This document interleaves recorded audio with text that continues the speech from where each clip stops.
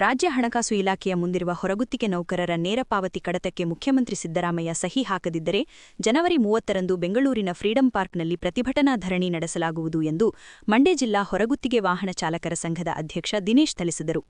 ಸುದ್ದಿಗೋಷ್ಠಿಯಲ್ಲಿ ಮಾತನಾಡಿದ ಅವರು, ರಾಜ್ಯದ ನಗರ ಸ್ಥಳೀಯ ಸಂಸ್ಥೆಗಳ ಪೌರಕಾರ್ಮಿಕರನ್ನು ಈಗಾಗಲೇ ನೇರ ಪಾವತಿಗೆ ತರಲಾಗಿದೆ. ಆದರೆ ಪೌರಕಾರ್ಮಿಕರೊಟ್ಟಿಗೆ ಸ್ವಚ್ಛತೆಯಲ್ಲಿ ಭಾಗಿಯಾಗುವ ವಾಹನ ಚಾಲಕರು ಹಾಗೂ ಕ್ಲೀನರ್, ನೀರು ಸರಬರಾಜು ಸಹಾಯಕರು ಸೇರಿದಂತೆ 16,794 ಹೊರಗುತ್ತಿಗೆ ನೌಕರರ ನೇರ ಪಾವತಿ ಕಡತ 3ನೇ ಬಾರಿ ಹಣಕಾಸು ಇಲಾಖೆಗೆ ಮಂಡಿಸಲಾಗಿದೆ ಎಂದರು. ನಗರ ಸ್ಥಳೀಯ ಸಂಸ್ಥೆಗಳ ಕಾರ್ಮಿಕರ ನಡುವಿನ ತಾರತಮ್ಯ ಕೊನೆಗಾಣಲು ಈ ಬಾರಿಯ ಬಜೆಟ್ನಲ್ಲಿ ನೇರ ಪಾವತಿ ಘೋಷಣೆಯಾಗುವಂತೆ ಕಡತಕ್ಕೆ ಅನುಮೋದನೆ ನೀಡಬೇಕು. ಮೀನಾಮೇಷ ಎಸಗಿದಲ್ಲಿ ಮುಖ್ಯಮಂತ್ರಿಗಳೇ ತಾರತಮ್ಯ ಎಸಗಿದಂತಾಗುತ್ತದೆ ಎಂದು ದೂರಿದರು.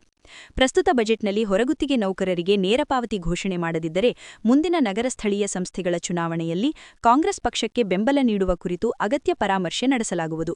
ಆದ್ದರಿಂದ ಬಜೆಟ್ನಲ್ಲಿ ಸಕಾರಾತ್ಮಕ ನಿರ್ಧಾರ ಘೋಷಿಸುವಂತೆ ಆಗ್ರಹಿಸಿದರು. ಮಾಧ್ಯಮ ಮಿತ್ರರಿಗೆ ನಮಸ್ಕಾರ.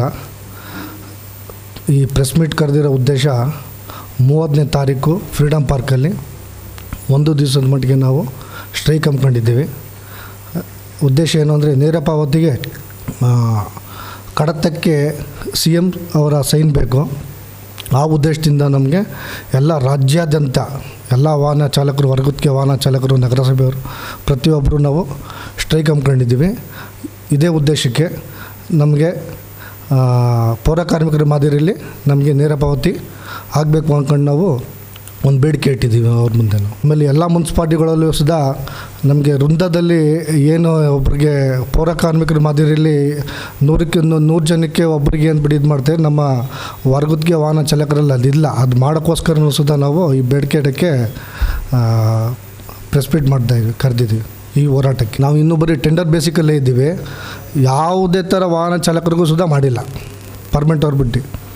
ಈ ವೃಂದದಲ್ಲಿ ಮಾಡ್ಬೋದು, ನಗರಸಭೆಗಳಲ್ಲಿ ಪುರಸಭೆಗಳಲ್ಲಿ ಅವಕಾಶ ಇದೆ. ಪೌರಕಾರ್ಮಿಕರ ಮಧ್ಯದಲ್ಲಿ ನಗರಸಭೆಗಳಲ್ಲಿ ಈ ಕಮಿಷನರ್ ಗಾಡಿ ಡ್ರೈವರು ಅಧ್ಯಕ್ಷರಿಗೆ ಪ್ರತಿಯೊಬ್ಬರಿಗಿದೆ. ಆ ಥರ ಮಾದರಿಯಲ್ಲಿ ಮಾಡ್ಬೋದು, ಒಬ್ಬರಿಗೆ ಇಬ್ಬರಿಗೆ ಎಲ್ಲರಿಗೂ 100ಕ್ಕೆ ಒಬ್ಬೊಬ್ಬರು ಅಂದ್ಕೊಂಡು.